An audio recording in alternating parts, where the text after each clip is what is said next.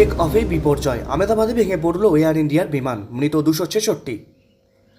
সবে আহমেদাবাদ বিমানবন্দরে রানওয়ে ছাড়িয়েছে বিমানের চাকা, উড়েছিল সাকুল্য 625 ফুট। প্রাণপণে উপরে ওঠার চেষ্টার মধ্যেই এলো বিপদ সংকেত, মেডে মেডে মেডে। তারপরই সব চুপ। বিমান দ্রুত নেমে এলো নিচের দিকে, বিশাল বিস্ফোরণ, লেলিহান আগুন, কালো ধোঁয়ায় কুণ্ডলী লাফিয়ে গিলে নিল নীল আকাশ। 230 জন যাত্রীকে নিয়ে বৃহস্পতিবার শহরের আবাসিক এলাকা মেঘানীনগরে ভেঙে পড়ল এয়ার ইন্ডিয়ার লন্ডনগামী বিমান। গুজরাতের আহমেদাবাদ বিমানবন্দর থেকে টেক অফের মাত্র 5 মিনিটের মধ্যেই ঘটে গেল ভয়ঙ্কর ঘটনা। বিমানে ছিলেন 2 জন পাইলট ও 10 জন ক্রু সদস্য, মোট 242 জন। তাদের মধ্যে একজন অবিশ্বাস্যভাবে বেঁচে গিয়েছেন, বাকি কাউকে জীবিত অবস্থায় উদ্ধার করা যায়নি। ভারতের ইতিহাসে সবথেকে ভয়াবহ এই বিমান দুর্ঘটনায় প্রাণ হারিয়েছেন গুজরাতের প্রাক্তন মুখ্যমন্ত্রী বিজয় রূপানীও। এদিন দুপুর 1:39 রানওয়ের শেষ প্রান্ত ছাড়িয়ে উড়ে যায় এয়ার ইন্ডিয়ার ওই বোয়িং 7878 ড্রিমলাইনার। বিমানবন্দরের অদূরে বিজে মেডিকেল কলেজের অতুল্য হোস্টেল, নার্সিং ও স্টাফ কোয়ার্টারের গায়ে সেটি আছড়ে পড়ে। সবে দুপুরে খাবার খেতে বসেছিলেন ডাক্তারি পড়ুয়া ইন্টার্নরা। হোস্টেল বিল্ডিং ভেঙে ঢুকে যায় বিমানের বিভিন্ন অংশ। সেই ঘটনার অভিঘাতে 7 চিকিৎসক পড়ুয়া ইন্টার্ন সহ 25 জনের মৃত্যু হয়েছে বলে খবর। পুড়ে খাক হয়ে যাওয়া হোস্টেল, গোটা চত্বর আর মৃতদেহের সারি, যা দেখে গোটা দেশ শিউরে উঠছে। বেসরকারি সূত্রের দাবি, এদিনের দুর্ঘটনায় প্রাণ হারিয়েছেন মোট 266 জন। যদিও সরকারিভাবে মৃতের সংখ্যা জানানো হয়নি। ডিএনএ টেস্টের পর নিহতদের চিহ্নিত করা হবে, তারপরই এ ব্যাপারে তথ্য প্রকাশ করা হবে বলে জানা যাচ্ছে।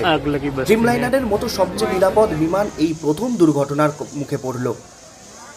তাই দুর্ঘটনাগ্রস্ত বিমানটি সম্পর্কে বিভিন্ন তথ্য সংগ্রহ শুরু করেছে নির্মাতা সংস্থা Boeing.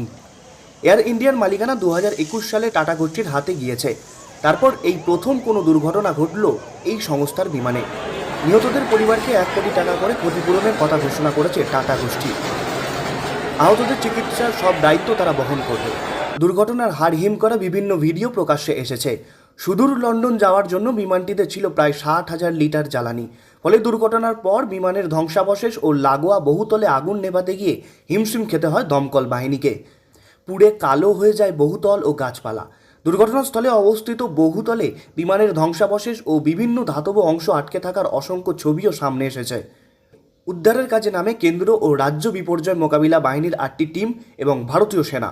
Director general of civil aviation বা ডিজিসি এর তরফে জারি করা বিবৃতিতে বলা হয়েছে, বিমানটি দুপুর 1:39 আহমেদাবাদের 23 নম্বর রানওয়ে থেকে উড়েছিল।